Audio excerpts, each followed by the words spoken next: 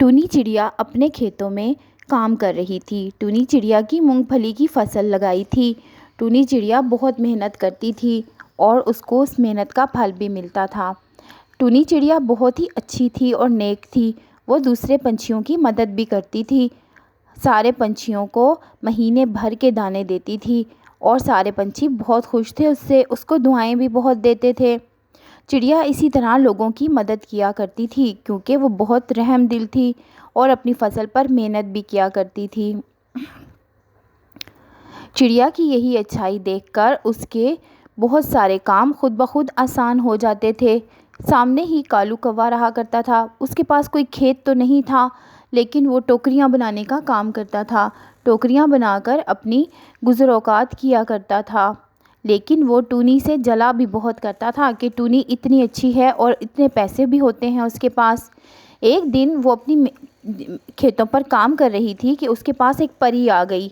परी ने कहा कि टूनी, तुम बहुत अच्छी हो, दूसरों की मदद करती हो, आज मैं तुम्हें एक इनाम देने आई हूँ। टूनी ने कहा, वो क्या? परी ने कहा कि अब तुम्हें कोई भी काम करने की ज़रूरत नहीं पड़ेगी, तुम्हें सारे काम खुद ब खुद हुए हुए मिलेंगे। टूनी ने कहा, ये क्या बात है? क्या मुझे सोना मिलने वाला है या पैसे मिलने वाले हैं? परी ने कहा, बस वो तो मैं तुम्हें नहीं बताऊंगी। और फिर ये कहकर परी चली गई। अब टूनी सोचने लगी कि मुझे काम करने की ज़रूरत नहीं, यानी कि मैं अपने खेतों में काम ना करूं, मुझे सब कुछ ऐसे ही मिल जाएगा। ये सोचते हुए खुश खुश वो उड़कर अपने घर चली गई। घर में उसकी बूढ़ी माँ खाना बना रही थी।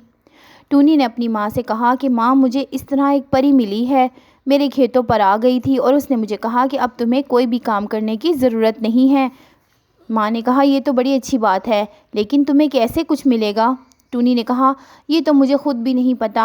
अब पता नहीं मुझे सोना मिलने वाला है या मुझे पैसे मिलने वाले हैं ढेर सारे, लेकिन मुझे परी ने ये सब नहीं बताया।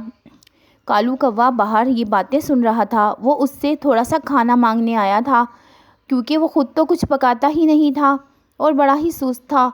और फिर टूनी सो गई। सोते में भी उसको यही ख्याल आते रहे और ये ख्वाब वो देखती रही कि उसको बहुत सारा सोना मिल रहा है या फिर उसके ऊपर सोने की बारिश हो रही है, सोने के सिक्कों की। लेकिन उसको ये समझ नहीं आ रही थी कि परी ने उसे जो कहा है वो किस तरह पूरा होगा। अब वो दिन रात इन्हीं ख्यालों में खोने लगी और देखने लगी कि कैसे उसको कुछ मिलता है जो उसको काम करने की ज़रूरत नहीं है। अगले दिन वो अपने फसलों पर गई तो ढेर सारी मूंगफलियां लगी हुई थी। वो हैरान हो गई कि कल तक तो सिर्फ छोटे छोटे पौधे थे, आज इतनी सारी मूंगफली कैसे हो गई। और मूंगफलियों की फसल तो बहुत ही शानदार हुई थी। वो बहुत हैरान हुई और उड़कर अपने घर चली गई। उसने सोचा, ये तो काटने का वक्त आ गया है। घर आकर उसने अपनी माँ से कहा कि माँ, कल तक तो छोटे छोटे पौधे थे, आज बहुत बड़ी बड़ी मूंगफलियाँ लग गई हैं और बहुत ही खूबसूरत मूंगफलियाँ हैं जो ऐसी मैंने आज तक नहीं देखी। फसल काटने का वक्त आ गया है।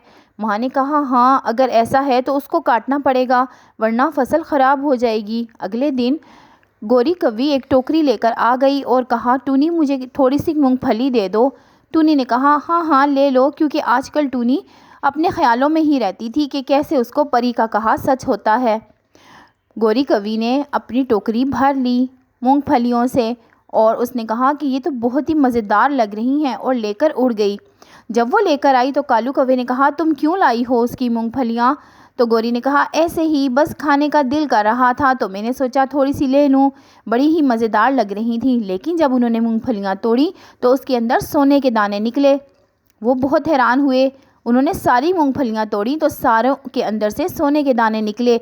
उन्होंने टोकरी भर ली। गोरी कौवी और कालू कौवे ने कहा, अरे ये तो बहुत अच्छा हो गया, टूनी को तो इसका कुछ पता ही नहीं है।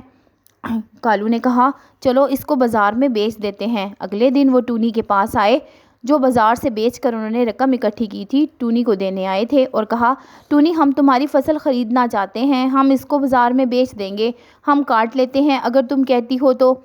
टूनी ने कहा, हाँ हाँ, काट लो। टूनी तो यही सोचती थी कि अब उसे काम करने की क्या ज़रूरत है। कालू कौवे और गोरी कौवी ने टूनी को अच्छी खासी रकम दी और कहा, ये रखो और तुम अपनी फसल हमें दे दो।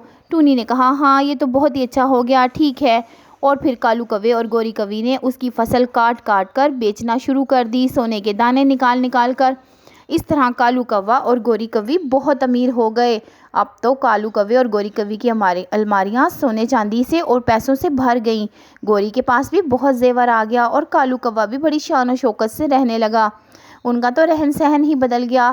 ٹونی یہ دیکھتی اور سوچتی کہ کالو کوا اور گوری کوی تو صرف میری فصل کاٹ کر ہی اتنے امیر ہو گئے ہیں، لیکن پری کا کہا کب ثابت ہوگا؟ میں تو پریشان ہوں، ابھی تک تو مجھے کچھ نظر ہی نہیں آیا۔ جو پری نے کہا تھا کہ تمہیں کام کرنے کی ضرورت نہیں ہے۔ پری تم کہاں ہو؟ اچانک ہی وہاں پری آ گئی اور پری نے کہا یہ سب تمہاری غلطی ہے۔ میں نے تمہیں کہا تھا کہ تمہیں کام کرنے کی ضرورت نہیں، لیکن کالو کوا اور گوری کوی تمہاری فصل کاٹ کاٹ کے امیر ہو گئے کیونکہ وہ سونے کی دانوں والی مونگ پھلیاں ہیں۔ ٹونی نے کہا مجھے تو اس بات کا پتہ ہی نہیں چلا۔ تو پری نے کہا کہ یہی تو تمہارا سرپرائز تھا کہ تم خود اس کو کاٹتی، خود دیکھتی اور تمہیں پتہ چل جاتا۔ تو ٹونی نے کہا کہ اب میں کیا کروں؟ پری نے کہا کالو کوے اور گوری کوی کو تو میں سبق سکھا دوں گی۔ اب ایسا کرو کہ اپنی فصل تم نے خود کاٹنی ہے، کسی کو نہیں دینی، محنت تو تمہیں کرنی پڑے گی۔ تو ٹونی نے کہا ٹھیک ہے۔ پھر ادھر جب کالو کوے اور گوری کوی نے اپنی الماری کھولی تو وہ کیڑوں سے بھری ہوئی تھی، پورا گھر کیڑوں سے بھر گیا اور وہ چیخیں مارنے لگے کیونکہ ان کے سارے پیسے جو تھے وہ کیڑوں میں بدل گئے تھے اور ان کا زیور بھی نہیں تھا ان کے پاس۔ جب وہ سو کر اٹھے وہ پریشان ہو گئے کہ اب یہ کیا ہوا، کیونکہ یہ سب کچھ پری نے کیا تھا، یہ پیسے ان کے نہیں تھے، انہوں نے بے ایمانی کی تھی۔ اب ٹونی بہت امیر ہو گئی اور کالو کوا اور گوری کوی وہیں رہ گئے، غریب اور ٹوکریاں بنانے والے۔ تو پیارے بچوں، یہ کہانی اچھی لگی تو لائک اور شیئر کیجیے گا اور کمنٹ بھی کیجیے گا اور پھر ہمارے چینل کو سبسکرائب بھی کر لیں۔